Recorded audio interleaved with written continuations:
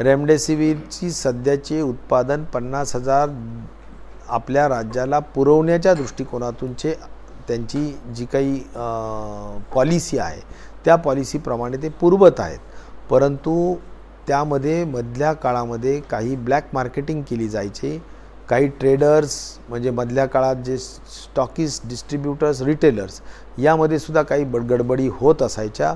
आता आम्ही त्यामध्ये फार स्पष्टपणे सांगितलं की जे आमच्या शासकीय रुग्णालयांना लागतात ते थेट कंपनीने शासकीय रुग्णालयांना अतिशय माफक दरामध्ये म्हणजे 1000-1100 जो काही ठरलेला त्यांचा दर आहे त्याच्या पद्धतीनं दिलं पाहिजे आणि थेट रिटेलरला देण्यापेक्षा आता कलेक्टरला द्याव्यात आणि कलेक्टरनी एक स्टॉकिस्ट प्रत्येक जिल्ह्यामध्ये निर्माण करावा।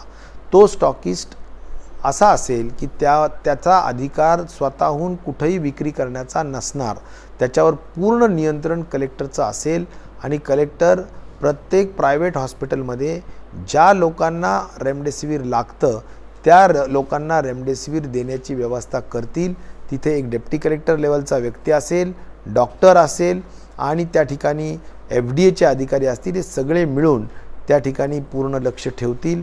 आणि मला एकच सांगायचं आहे की ज्यांना प्रायव्हेटला आवश्यकता असतील त्या स्टॉकिस्टकडे पैसे देऊन ते तेवढे दिले जातील, मात्र मनानी त्या स्टॉकिस्टनी कुठल्याही प्रायव्हेट हॉस्पिटलला मनानी देण्याचा अधिकार त्या स्टॉकिस्टला राहणार नाही। हा त्यातला सगळ्यात महत्त्वाचा भाग आहे आणि कुठल्याही परिस्थितीत रेटवर सुद्धा आम्ही पूर्ण कंट्रोल करत आहोत। साधारण रेमडेसिवीर 1200-1400च्या दरम्यानच विकलं गेलं पाहिजे, त्याचा अतिरेकी भावाने विक्री आम्ही सहन करणार नाहीत अशा पद्धतीनं कंपनीजला सुद्धा सांगितलं आहे, त्यांना ते मान्य पण आहे। आणि त्यामुळं मला असं वाटतं की इन जनरल रेमडेसिवीर येणाऱ्या 10-20 दिवसाच्या आत निश्चित प्रकारे कंट्रोलमध्ये येईल। मी 10-20 दिवस यासाठी म्हणतो की नवीन बॅच करायला एका दिवसात बॅच तयार होत नसते। आज जर का त्यांनी ठरवलं आणि बॅच करायला घेतली तर त्याला 15 ते 20 दिवस ती बॅच पूर्ण करून मार्केटमध्ये पाठवायला लागतात आणि त्यामुळे जादू करता येऊ शकत नाही। जो लागणारा कालावधी आहे तो लागणारच आहे आणि त्यानंतर मात्र रेमडेसिवीरसुद्धा उपलब्ध होईल। हा झाला उत्पादनाचा आणि सप्लायचा भाग, पण त्याचबरोबर त्याच्या रेट्सवर नियंत्रणसुद्धा आम्ही आणण्याचा पूर्ण प्रयत्न केलेला आहे आणि त्याच्या वापरावर नियंत्रण आणण्याचा सुद्धा प्रयत्न केलेला आहे।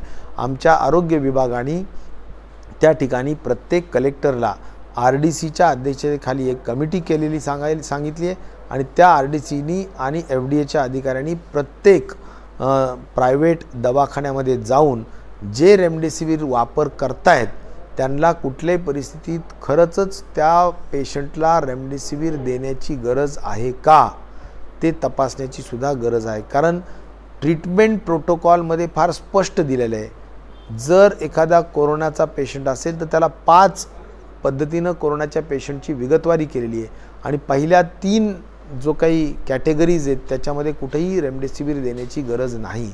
त्यामुळं अनावश्यक रेमडेसिवीर देण्याची पद्धत काही प्रायव्हेट हॉस्पिटलमध्ये जी चालू आहे ती थांबली पाहिजे, जेणेकरून त्यांनी पैसे उकळण्याचा जो प्रकार काही प्रायव्हेट हॉस्पिटल करत असतील, कोविड हॉस्पिटल करत असतील, अतिशय चुकीचं आहे। अशा हॉस्पिटलवर कलेक्टर्सनी सुद्धा नियंत्रण ठेवावं, योग्य ती कायदेशीर कारवाई करावी अशा पद्धतीच्या सुद्धा सूचना त्या ठिकाणी देण्यात आलेल्या आहेत। बाकी उद्योजकांना लागणारा ऑक्सिजन बंद केला आहे, सगळं रुग्णांना प्रायोरिटी आपण दिलेली आहे। त्या पार्श्वभूमीवर जालन्यात एक मोठी इंडस्ट्री आहे आणि परवा काही उद्योजकांशी बोलणं झालं ते येत्या 4 दिवसात इंडस्ट्री त्यांना थांबवावी लागेल असं त्यांचं मत आहे। तर या पार्श्वभूमीवर आपण ते ऑक्सिजनचं उत्पादन वाढवणार आहात का राज्यात? राज्याचं ऑक्सिजनचं जेवढं उत्पादन असतं साधारण 1200 मेट्रिक टन ते पूर्ण उत्पादन होत आहे आणि त्यामुळे तेवढं जे उत्पादन होतं ते 100% आपल्या मेडिसिनसाठीच वापरलं जात आहे।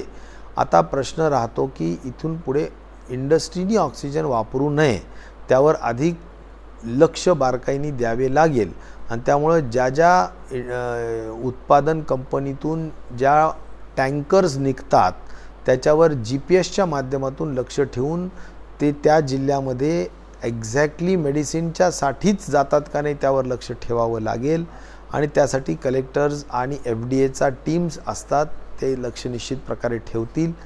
जे लोक इंडस्ट्रीच्या मध्ये कुठं डेव्हिएट करतील किंवा काही त्याच्यामध्ये कुठेही चुकेल तर त्यांच्यावर निश्चित प्रकारे कारवाई केली जाईल. कारण ऑक्सिजन हे एक मेडिसिन आहे सध्या, त्याच्याशिवाय सध्या कोरोनामध्ये रुग्ण जगू शकत नाही. अशा परिस्थितीत कुठेही तडजोडीचा विषय नसतो. हायगाई करणाऱ्यांवर कडक कारवाई केली जाईल. जर कुठल्या उद्योजकांनी ऑक्सिजन साठवण्याचं काम केलं कुठल्याही कारणाने तर निश्चित प्रकारे त्या उद्योगावर सुद्धा कारवाई केली जाईल.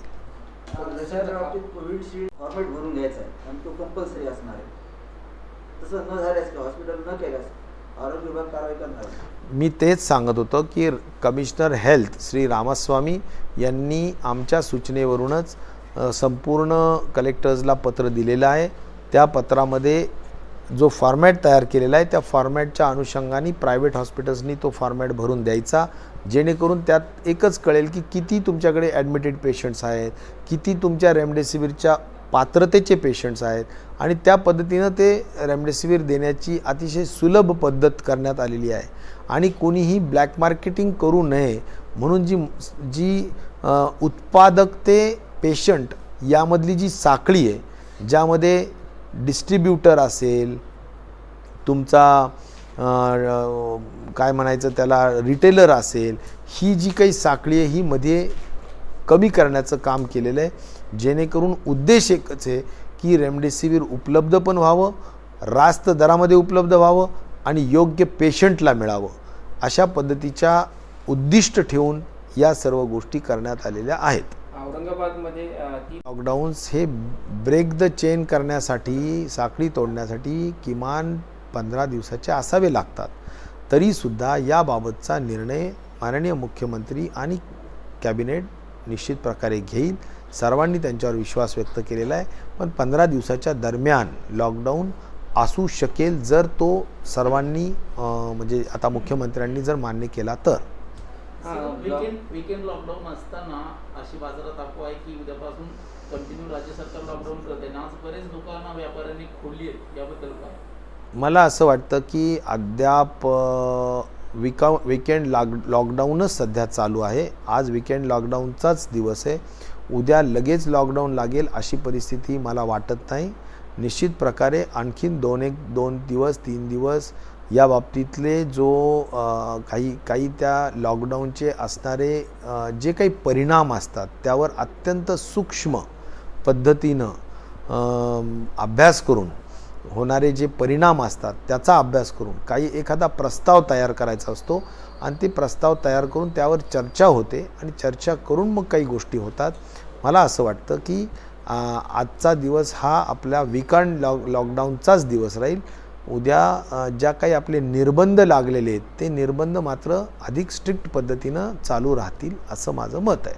असाच तो पद्धत आहे, अशी पद्धत आहे ती राज्यात अवलंबून आहे. निश्चित प्रकारे जेवढ्या रिक्त जागा असतील त्या कोविडच्यासाठी लागणाऱ्या रिक्त जागा नॅशनल हेल्थ मिशनच्या माध्यमातून भराव्यात अशा आम्ही सूचना केलेल्या आहेत. त्या जागा अगदी महाराष्ट्राच्या सर्वदूर कलेक्टर आणि जिल्हा परिषदचे CO DHO यांच्या माध्यमातून भरू शकतात, भरल्या जात आहेत. मग ते डॉक्टर्स असो, नर्सेस असो किंवा लागणारा जो काही पॅरामेडिक्सचा इतर स्टाफ असो भरला जात आहे. सगळ्यांना अतिशय मोठी मुभा देण्यात आलेली आहे. त्यामुळे मला असं वाटतं की कुठेही तशी अडचण आता स्टाफची निश्चित प्रकारे म्हणजे नाही आहे आणि वॅक्सिनेशनसाठी सुद्धा स्टाफ त्यामुळे नव्याने उपलब्ध आहे. जे काही आपले रुटीन काम करणारे जे डॉक्टर्स आहेत आरोग्य विभागाचे ते वॅक्सिनेशन करत आहेत आणि कोविडसाठी स्वतंत्र स्टाफ घेण्यात आलेला आहे. त्यामुळं कोविडसाठीचा वेगळा स्टाफ, वॅक्सिनेशनसाठीचा वेगळा स्टाफ असं करून वॅक्सिनेशनची पण 6 लाखाची गती आपल्याला मेंटेन करायची आहे आणि कोविडमध्ये सुद्धा अडचण कोणालाच येता कामा नये याची पण खबरदारी आपल्याला निश्चित प्रकारे घ्यायची आहे. आणि म्हणूनच आपण टेम्पररी किंवा कॉन्ट्रॅक्च्युअल पद्धतीनं नेमणुका करत आहोत. किती दिवसाचा लावा जाणार आहे, सध्या किती दिवसात लावला जाणार आहे? टास्क फोर्सची मीटिंग नेहमी तज्ज्ञ असतात टास्क फोर्समध्ये आणि त्या तज्ज्ञांकडून संपूर्ण एपिडेमिक म्हणजे महामारी जी आहे ती महामारीचं सध्याची स्थिती काय, पुढे काय स्वरूप धारण करू शकते आणि काय उपाय केले पाहिजे या बाबतीतला जो खऱ्या अर्थाने जे कोर नॉलेज असतं ते त्यांना असतं. त्यामुळे त्यांच्याकडून काही आपण सल्ला घेणं, त्यासाठीच हा टास्क फोर्स असतो. तर मला वाटतं की माननीय मुख्यमंत्री महोदयांनी आता समाजाच्या सगळ्याच घटकांची चर्चा केलेली आहे. टास्क फोर्सची सुद्धा वेळोवेळी सगळ्या घटकांच्या चर्चा करत असताना त्यांचाही नेहमी सहभाग राहिलेला आहे. त्यामुळं कदाचित टास्क फोर्सकडून आणखीन काय केलं पाहिजे. समजा आता काल बऱ्यापैकी सगळ्यांची एक मनाची तयारी ज्याला म्हणता येईल की बाबा परिस्थिती लॉकडाऊनसारखी आलेली आहे आणि मग माननीय मुख्यमंत्र्यांनी त्यावर निर्णय घ्यावा, आम्ही सगळे बरोबर आहोत, अशा स्वरूपाचा एक सूर सर्वांनीच निश्चित प्रकारे त्यावेळी म्हणजे आपल्या सर्वपक्षीय बैठकीमध्ये सांगितलेला होता. काहींनी असंही सांगितलं होतं की ठीक आहे, त्याच्याबद्दल काही गरीब माणसांच्या हद्दीपर्यंत काही मदत होऊ शकेल का विचार व्हावा. तर त्या बाबतीत माननीय अजितदादा पवारसाहेब असतील वगैरे वगैरे, तर त्या बाबतीत ते योग्य तो विचार करतील आणि मंत्रिमंडळासमोर प्रस्ताव येऊन माननीय मुख्यमंत्री त्यामधला अंतिम निर्णय घेतील. पण सर्वांनी मुख्यमंत्र्यांवर पूर्ण विश्वास व्यक्त केलेला आहे. मग ते आमचे 3 पार्टी तर आहेच, पण विपक्षांनीसुद्धा पूर्ण विश्वास व्यक्त केलेला आहे आणि त्यांना जे राईट वाटतं आत्ता सध्याच्या पिरियडमध्ये तो निर्णय त्यांनी घ्यावा अशा स्वरूपाने निश्चित प्रकारे ठरवलेला आहे. टास्क फोर्स हा सल्ला देत असतो वेगवेगळ्या कोर मेडिकल इश्यूजवर म्हणजे जे काही फार तांत्रिक विषय असतात वैद्यकीय क्षेत्रातले, त्याच्याबाबतचा सल्ला ते देत असतात. मला वाटतं अशा मीटिंग्ज आमच्या वारंवार आठवड्यात होतच असतात. त्यातली आजची ही बैठक आहे. पण जरूर त्यांचा सल्ला हा नेहमी मिळत असतो. आजही काही त्यांचं अन्य काही ॲडेड इन्फॉर्मेशन आहे का, काही अतिरिक्त त्यांना काही बोलायचं का, ते आम्ही ऐकू आणि त्या पद्धतीनं येणाऱ्या 2-3 दिवसाच्या अनुषंगाने जे ते सुचवतील त्या अनुषंगाने विचार करून मग योग्य तो निर्णय घेऊ.